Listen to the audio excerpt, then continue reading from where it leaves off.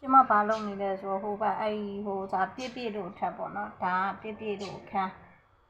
ဒီအောက်မှာကဘာသာခန်းလို့ခေါ်ရတာဘာလားမသိဘူးအဲ့ရအင်ကြီးတက်တစ်ထပ်နှစ်ထပ်သုံးထပ်လေးထပ်အဲ့လေးထပ်မြောက်ဝင်မှာချောင်းကြည့်အခုတော့ထဲဝင်သွားပြီအဲ့ဒီနေလမ်းထားရပေါ့စီတာအောင်လမ်းထားရဆိုပြီးတော့မသိဘူးထင်တာသူတို့ကြီးချောင်းကြည့်အဲ့အထက်ကဘာလဲဆိုတော့အင်တာနက်မှာအလုပ်လုပ်တဲ့လူကြီးရှိတယ်စပတ်ရှယ်လိုင်းတွေပြောင်းလဲဟိုဥစားပြောင်းလဲအဲ့ဒီထက်မှာအရင်တော့ဘာလုပ်တာလဲဆို CCTV ကိုကျမတို့အိမ်ကိုတောက်လျှောက်ထိုးထားတာအခုတော့မရှိတော့ဖြုတ်ထားတယ် CCTV ကိုတောက်လျှောက်ထိုးပြီးကြည့်တာဘယ်ချိန်ပြင်ထွက်လဲဘယ်ချိန်ဝင်လဲအဲ့လိုမျိုးလုပ်ပြီးကြည့်တာဒီအထက်က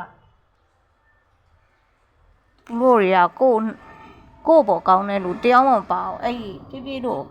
အဲ့အထက်မှာနေတဲ့လူတွေတော်တော်များများကိုပေါ်ကောင်းတဲ့လူတယောက်မှမပါဘူးအိမ်ငှားတွေပဲဒါမဲ့ကိုပေါ်ကောင်းတာတယောက်မှမရှိဘူး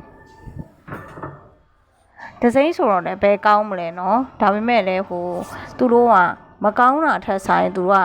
အမြဲတမ်းမျက်စိထောက်ထောက်ပြီးကြည်နေတာဆိုတာခံစားရအသိရှိရတယ်ဥပမာကိုကလူတယောက်ငါ့ကိုကြည်နေပြီဆိုပြီးကြည်လိုက်လို့ရှင်သူတို့အမြဲတမ်းကြည်နေအောင်အမြဲတမ်းမြင်နေမိတယ်ပေါ့နော်အဲ့ချိန်ကျတော့အမှန်တမ်းပြောမယ်ဆိုရင်လေဒီလိုမျိုးကြီးကမိရဲဆိုခဏမိတယ်ဆိုတာဟိုဥစားပြောရမယ်ဆိုကိုယ်မျက်စိတောက်ထောက်ကြည့်နေရဲဆိုတာပေါ်လွင်တာပေါ့နော်အဲ့ဒီတစ်ထပ်လုံးဝမကောင်း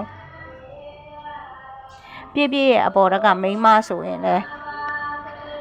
တောက်လျှောက်ကြည့်တာသူတို့အိမ်ကိုအဝင်ထွက်လူကလည်းအရှမ်းများတယ်တစ်ခါတလေကြာရင်ယောက်ျားဘိုက်ရွှဲခပ်ပူအဲ့လိုလေပြောရမယ်ဆိုရင်လေရဲလို့ဒါမှမဟုတ်လို့ရှိရင်အဲ့လိုမျိုးပေါ့နော်ဟိုမှုကိစစ်အဲ့လိုမျိုးရဲလို့အဲ့လိုမျိုးစစ်တပ်ဘက်ကလူတွေလိုမျိုးအဲ့လိုမျိုးလူတွေခတ်ဝဘိုက်ရွှဲပြီးရင်ကြည့်လိုက်လို့ရှိရင်ကြောက်ဖို့ကောင်းတဲ့လူတွေပဲအဲ့လိုမျိုးတွေအများကြီးပဲတွေ့ရတယ်